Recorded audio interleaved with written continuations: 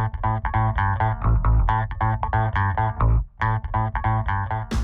everybody, it's Seth Jones, Editor-in-Chief of Golfdom Magazine. I'm very excited to be doing another 19th hole. Of course, we're still doing it over Zoom right now because I'm still not traveling too much. So this week we're going via the Zoom out to Edgartown, Massachusetts to visit Vineyard Golf Club. We're being joined by Superintendent Kevin Banks.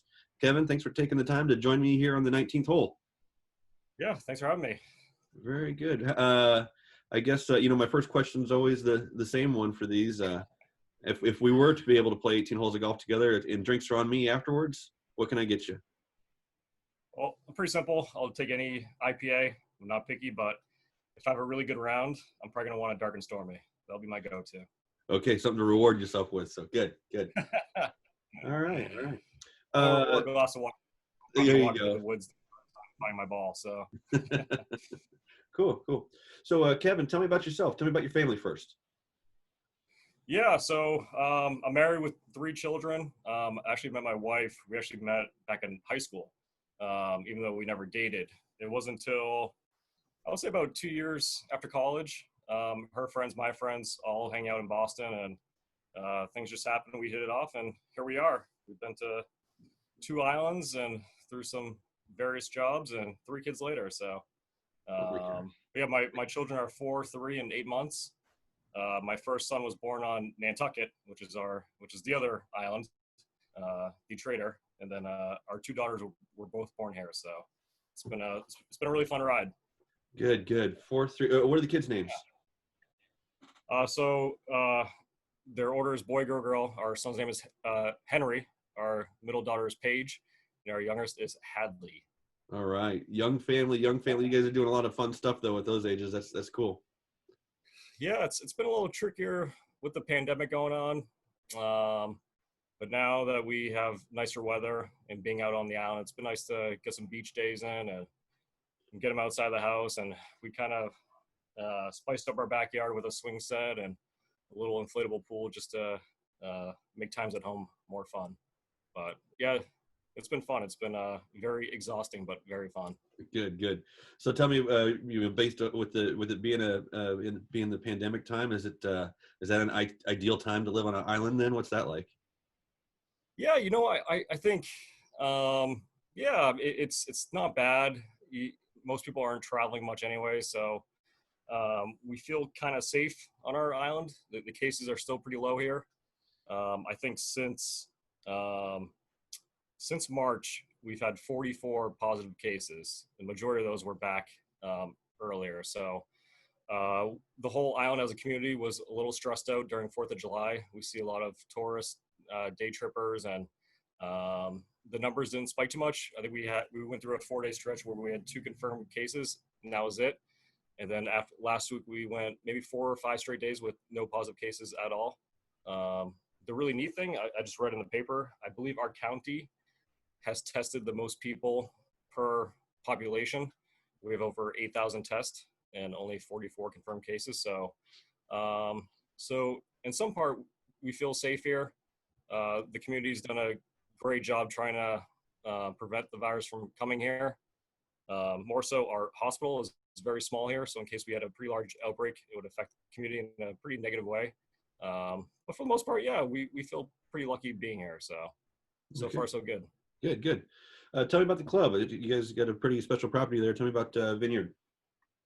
Yeah, we're a very unique property. The course opened up in 2002, and at the time, the island itself, long story short, didn't really want another golf club, but there was kind of a need for a private golf course here. There was a big demand for golf, and when it came to winning the bid, I believe before the golf course, there was 2 housing developments that were ahead of Vineyard Golf Club. And for financial reasons, they never worked out. So the golf club was up next. And that was kind of the community's chance to say, all right, if we do a golf course, we want it to be organic. And at the time, there was no other organic golf course out there. And I think even to this day, there's still some courses that, are 50-50 organic or whatnot, but we're known to be the organic golf course. And A lot of our products are sustainable. We have to go in front of a review committee for any new products that we want to get established here.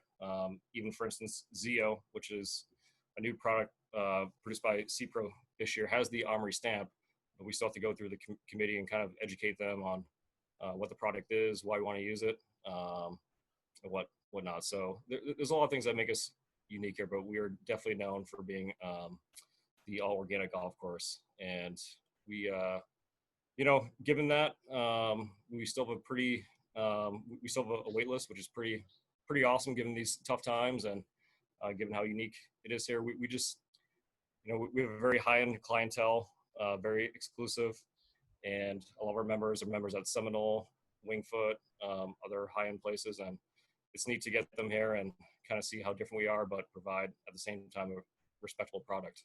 So okay. So tell me, what are some of your hobbies? What do you like to do when you're not at work? Yeah, so I try to take advantage of the off season as best I can, and one of the things I love doing is skiing. Unfortunately, I had a really bad ski accident this past winter where it was the first day of our family ski trip, and I fractured my ankle in 2 places and dislocated it all inside a ski boot. And unfortunately, our vacation got cut short, but definitely won't stop me.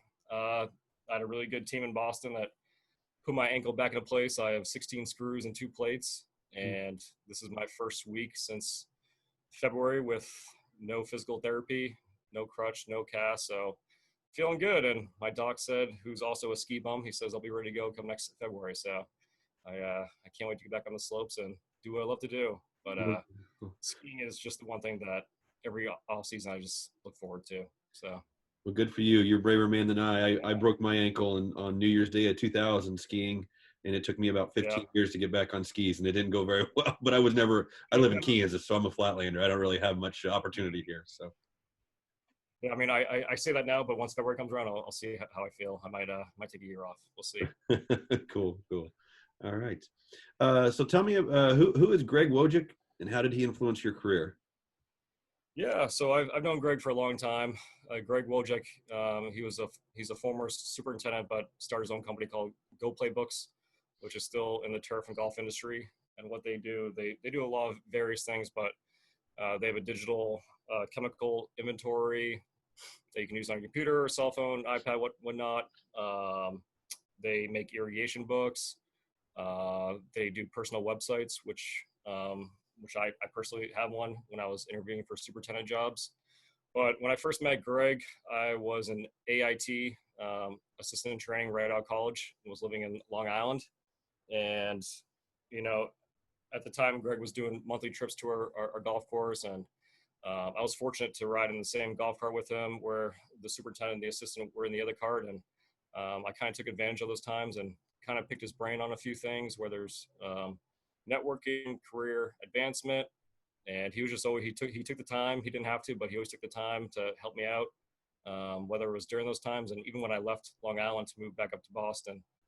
Greg stayed in touch. I stayed in touch, and every career advice he gave me, I followed through on, and I probably wouldn't be here if I didn't follow all those advice tips. So I kind of see Greg as a mentor, and he really helped me get to where I am today. So excellent. Very thankful.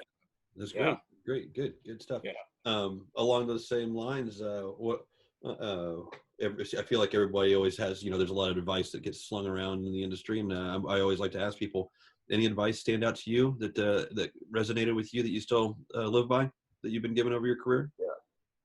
Yeah. I had some great mentors in my career, all who I still talk to, and golf is a long season. It can really beat you up. And it was one thing that always stuck out to me, but it wasn't just one person, but everybody said it's a marathon, not a sprint.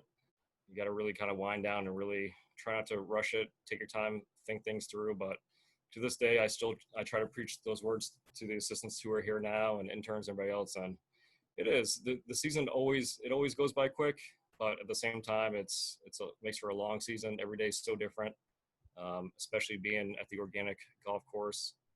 Things can look good at 5 o'clock at night, and then all it takes is one bad rainstorm followed by high humidity, and you come in the next day and you got to adjust on the whim and take it day by day. But if there's any advice that I was told that I still do today, it's at the end of the day, it's a marathon, not a sprint. Just really take your time, enjoy it, and think things through. So. Okay, so what's your favorite tool in the shop there? Do you got anything that really stands out to you? Yeah, we at the Vineyard Golf Club, and I had a feeling you were going to ask this question. And I thought about it. And there's a lot of great tools out there, but at Vineyard Golf Club, one of the things we do every spring and fall too, we can't use herbicides. So every year we have certain areas of the golf course where we just see certain thresholds of crabgrass or goosegrass where just gets to a point where it's like, all right, we should probably resod this. And we always try to get interns and new faces involved in early season projects or late season projects, just to feel part of the team and get some teamwork going on. And when you're on an island, you kind of need to make the best out of an 18-wheeler of sod. So I think one tool that's always handy, and I always make sure the interns try to get it, is our sod stretcher. What's the sod stretcher?